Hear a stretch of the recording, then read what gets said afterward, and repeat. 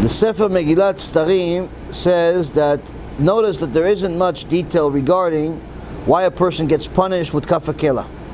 There's a few things, Lashon Hara, there's very minimal. But a person has to be careful of everything, because even if one creates secrets of Torah from his own mind, or learns Kabbalah inappropriately and therefore creating idolatry, sin of don't make yourself into an idol, and will ultimately be punished in Kaf HaKela. So what's the purpose of Kaf HaKela? Rabbi Yosef Albo says in Sefer Eikarim, Mamar 4, perek 33, that aside from punishment, the neshama has two opposing passions: cleave to Hashem, or physicality. The next world versus this world. Some tzaddikim only desire the upper heavenly world, and although some reshaim only desire the lower world, and they still possess a neshama that desires the upper world, and this is similar to the neshama that travels to Kaf HaKela, and therefore do whatever necessary not to go there.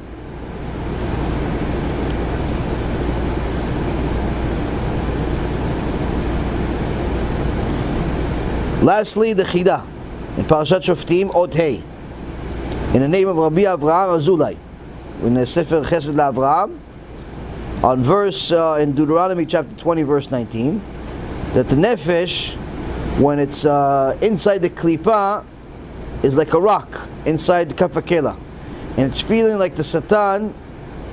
It's feeling the Satan that's chasing her to punish her and enter into a rock, plant, or an animal, like a dybbuk, because Satan can't hurt her while she's inside these bodies. And this is what Hashem Itbarach said to the Satan that reporting against her.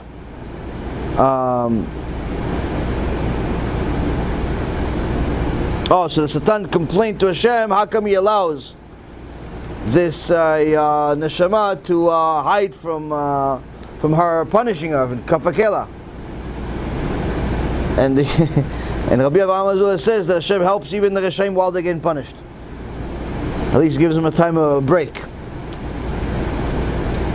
The point is, Rabotai, as you see from everything we talked about here so far in the introduction to Kaf HaKela, there's actually, believe it or not, there's a lot more. But the issue of Kaf HaKela is very much a real issue. It's a real subject. It's a real danger. It's a real disaster for those people that, especially those people that don't think it's a disaster, that don't think it's a big deal, that don't think that they need to be worried about it. Now, sometimes a person will harp too much on their past and will not allow themselves to move forward. I grew up secular, and I wish I grew up religious. I grew up not Jewish, and I wish I grew up Jewish. I grew up Hasidish, and I wish I would have grown up this way. I grew up that, and I grew up this. These are all tools of the Satan, who is there to put resistance in front of you in order for you to fall into the trap that will bring you into your own destruction. Now, the Gemara in Masechet Nida says that before a person comes to this world, there's an angel that teaches him Torah in his mommy's belly. He teaches him the entire Torah, then at the end he tells him, all of this Torah that we learn, you have to fulfill it. And if you fulfill it, you'll be a tzaddik. And if you don't fulfill it, you're going to be a rasha. And we'll have to punish you. Now,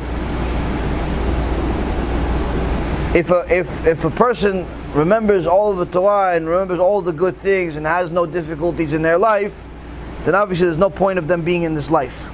At the same token, HaKadosh Baruch Hu instilled a certain amount of Torah inside each and every single person, so it's always easy for them to come back to Hashem. It's always easy for them to come back to the right direction. So now, if a person, let's say, grew up in a secular house, or non-Jewish, or whatever, not the ideal circumstance, that is not a reason for them to destroy the rest of their life, needless to say, the rest of their eternity, by harping on that past.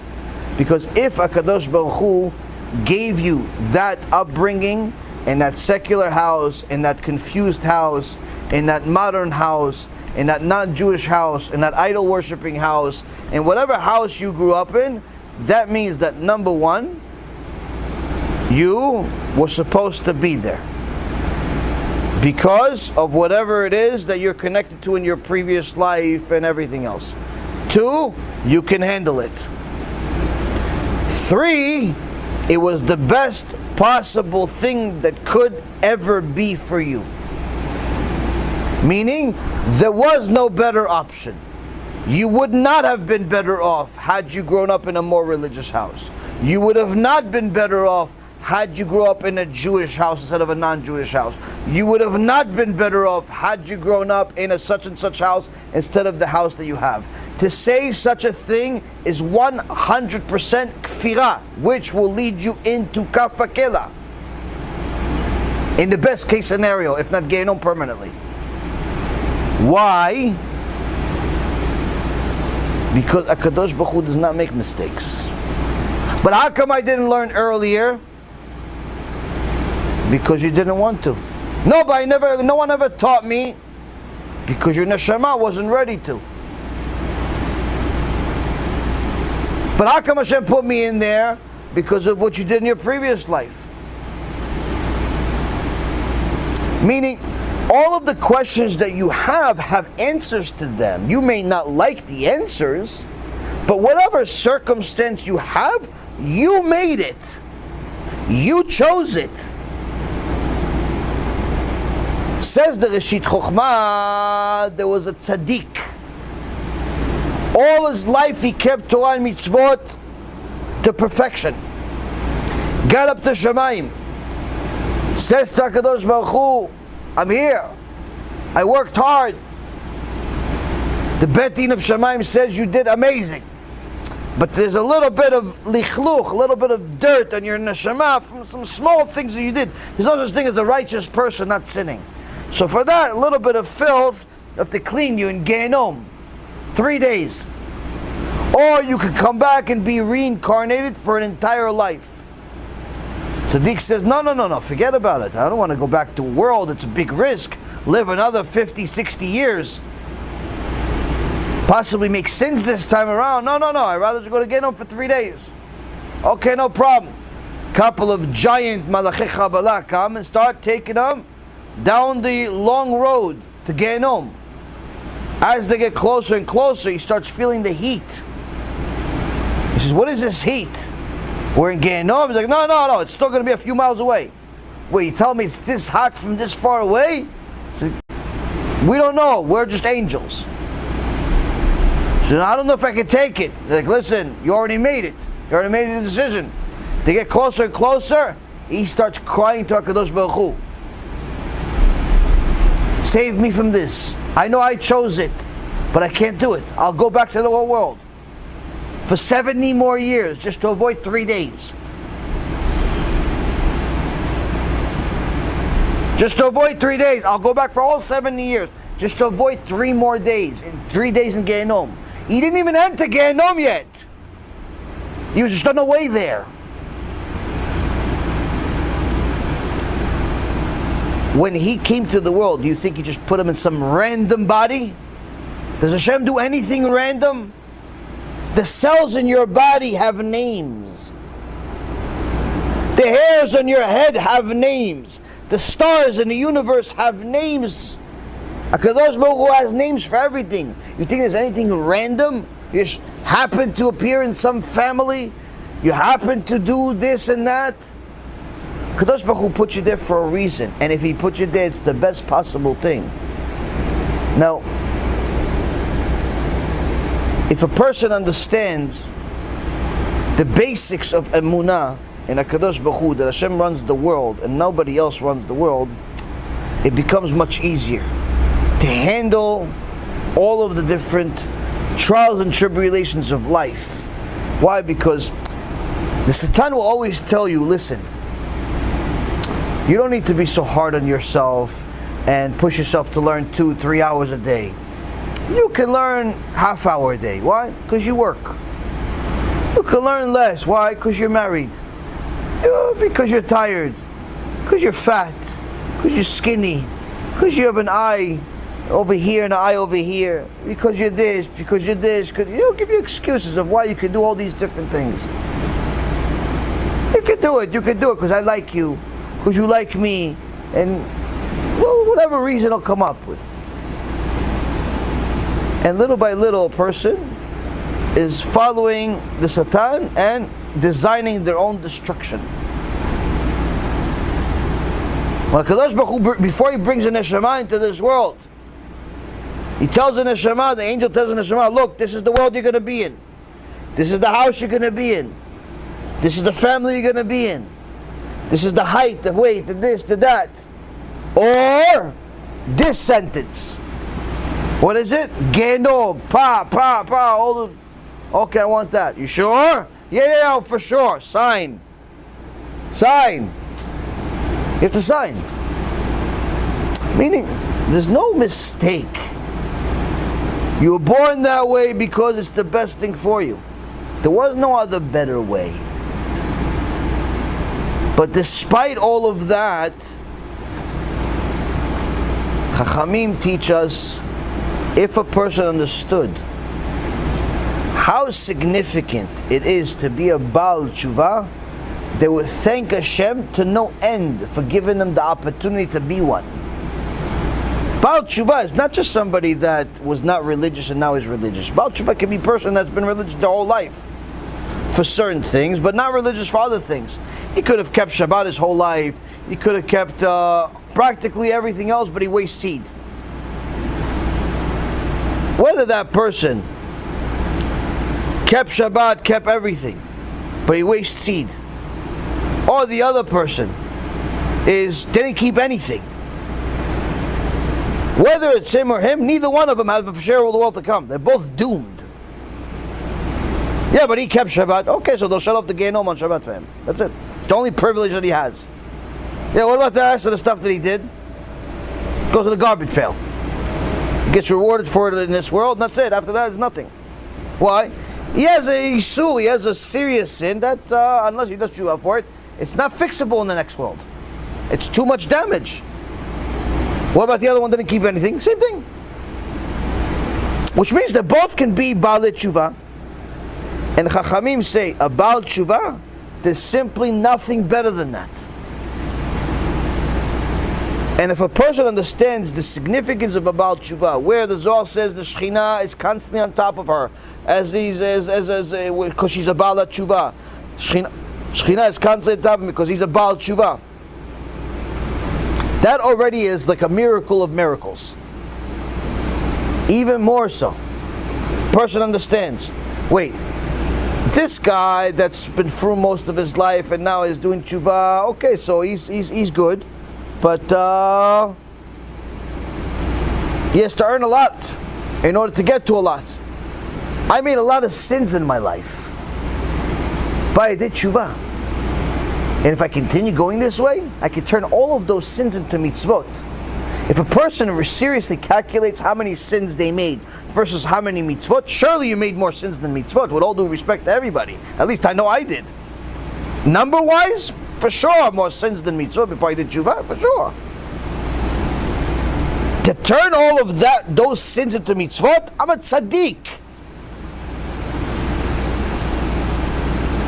That's what the Chachamim were talking about. This guy did tshuva. He's a tzaddik already. What do you mean? But he just started. He barely knows how to read. He's a tzaddik. Don't you understand how many mitzvot he has? What mitzvot? He just stopped murdering 6 months ago. Yes, but that's the point. Now he's turning things into mitzvot. All of those sins are turning into mitzvot, one after another. As his tshuva gets better and better, one after another. And some Chachamim say automatically. Like there's all types of great gifts that Hashem gives Am Yisrael to simply just listen to what He says. For example, a person learns Torah, gets a lot of mitzvot from learning Torah. Every letter is a mitzvah. Every second is a mitzvah. It's constant mitzvot of learning Torah. But the Ben Ish Chai says, you learn Torah on Shabbat, every hour is like 1,000 hours. Torah you learn on Shabbat, every hour is like 1,000 hours. But a couple of other Chachamim say, no. What was really trying to say here is, it's not really 1,000 hours. 17,000 hours. Every hour is 17,000 hours. So as much as we love the Ben Ish Chai, we don't paskin like him here. We want the 17,000 hours. Why does Hashem make such a gift? Because I can't wait to give you stuff, He says. I can't wait to give you, I want to give you more. I want to give you good. I want to give you good. I want to give you all the good that there is beyond your imagination. All I need you to do is listen to what I say. Follow it. And He's going to give you no end to the good. Not an end in this world, not an end in the next world. Why? Because that's the only reason why He created us. Good creates good. He doesn't benefit out of it one way or another. He's perfect. We exist, we don't exist, we make sins, we make mitzvot. Hashem doesn't change. He's perfect. He's perfect. So the whole point of creating us is to create good, to give us an opportunity to give us good. Which means that when we do bad, when we don't listen to Him, we're restricting His ability to give us the good that is the only reason why He created us in the first place. So you're going to say, yeah, but had He created me in a more religious family, maybe I would have done better. Had He created me in a Jewish family, maybe I would have done better if I didn't have to convert.